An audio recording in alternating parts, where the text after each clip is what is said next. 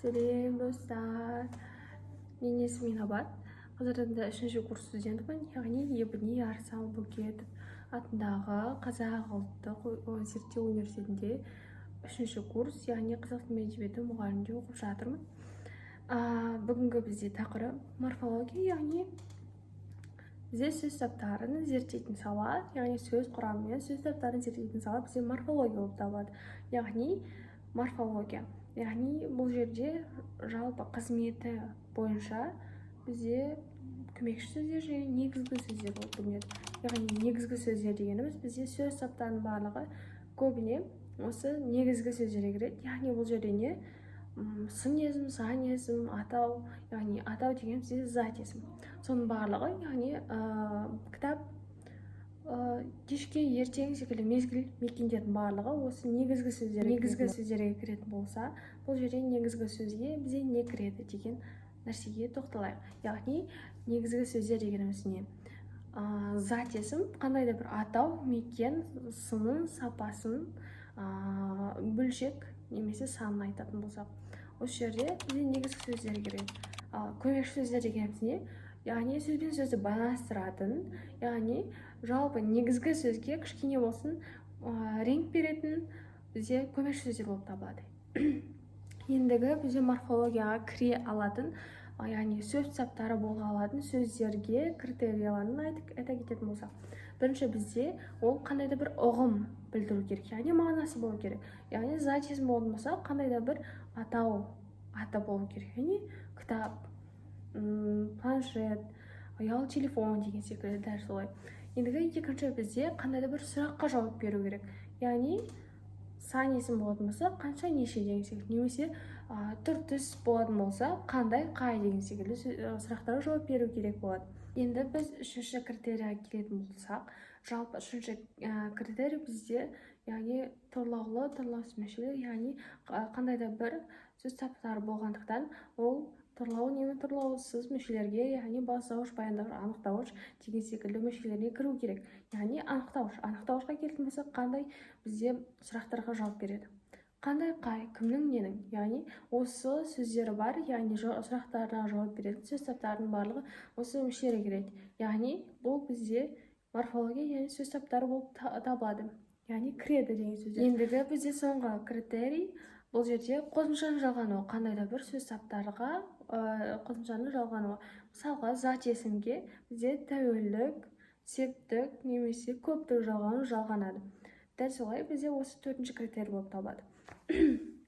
Жалпы енді келетін болсақ, қазіргі кезде сөз таптары деген терминді бізде қалыптастырған бізде Ахмет Байтұрсынұлы болып табылады. Яғни қазіргі кезде 9 сөз таптары бар. 9 сөз табы. Алғашқы бізде сөз табына келетін болсақ, бізде зат есім болып табылады. Зат есім дегеніміз не? Заттың немесе құбылыстың атын білдіреді. Яғни кім не деген сұраққа жауап береді. Оңай деп ойлаймын. Мысалға не? Планшет. Не? Кітап. Кім? Инабат. Жалпы енді зат есімнің құрамы бойынша, тұлғасы бойынша және де мағынасы бойынша түрлеріне келетін болсақ, бірінші бізде зат есімнің құрамы бойынша, яғни құрамы деген бір немесе екі болуы. Яғни бізде біреу болу, жалғыз дара болу дегенді білдіреді. Яғни бізде ауыз, бала, ауыл деген сөздердің барлығы, яғни дара болып тұр, яғни құрамы бойынша жалғыз ғана болып тұр. Ендігі бізде күрделер бойынша келетін болса, жалпы сөз жасамда өткендей, бұл жерде бізде бірігу, тіркесу, қосу арқылы, қос сөздер арқылы болуы. Яғни мысалғы, яғни өзіміз сөз жасамда айта кеткендей, мәдениет сарайы мысалы тіркесім арқылы, саябақ, қыз-келіншек деген сөздердің барлығы бізде зат есімнің күрделі құрамына қарай болуы. Яғни ендігі жалпы тұлғасы бойынша келетін болсақ, жалпы тұлғасы бойынша негізгі және туынды болып бөлінеді. Яғни негізгі деген не? Жалпы түбі, алғашқы бастамасы деген сөз. Яғни жаңа айта кеткен ауыл, бала деген сөздердің барлығы осы негізгі зат есім болып табылады. Ал енді туындыға келетін болсақ, жалпы қонақ, әнші, яғни жұрнақ арқылы жасалған, бізде сөз жасамда айта кеткендей, яғни ән, жұрнақ арқылы жаңадан зат есім туы. ендігі бізде жалпы мағынасына келетін болсақ, деректі және дерексіз болып бөлінеді. Яғни мағынасы жағынан деректі деген не? Көзбен, қолмен ұстап, иіскей алатын немесе ұстай алатын заттардың зат есімнің зат атауын айта аламыз. Яғни бізде не?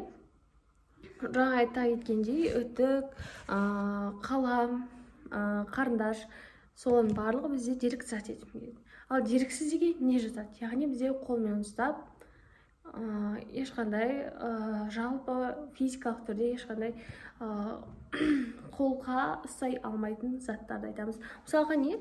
Қуаныш, реніш, бақыт деген сөздердің барлығы бізде осы зат есім бойынша, яғни дерексіз зат есім. Жалпы енді зат есімнің зат пен құбылысты атауына қатысты түрлеріне келетін болсақ, жалпы есім, яғни жалқы есім болып табылады. Жалпы деген не?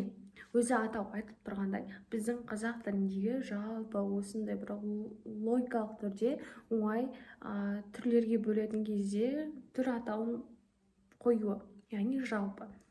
Жалпыға ортақ ауыл, қала, бала сөздерін. Ал енді бізде жалқы есім бар. Жалқы есімге қандай да бір ауылдың нақты атауы. Мысалы, Ынтымақ ауылы, мысалғы, Түркістан қаласы. Бала дегенге мысалғы Жандос десек, оның орнына.